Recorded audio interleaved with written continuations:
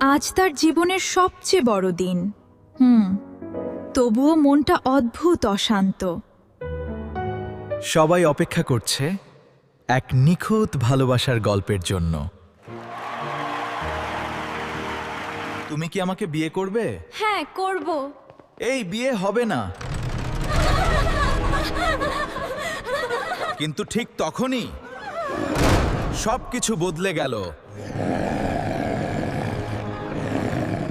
অতীত ফিরে এলো এমন এক সত্য নিয়ে যা লুকিয়ে ছিল এতদিন। এটা হতে পারে না। না, প্লিজ না। তুমি আমাকে ছেড়ে যেতে পারবে না। আমি এটা করতে পারি না। আমি দুঃখিত। তুমি? হ্যাঁ, আমি। চলো। চলো।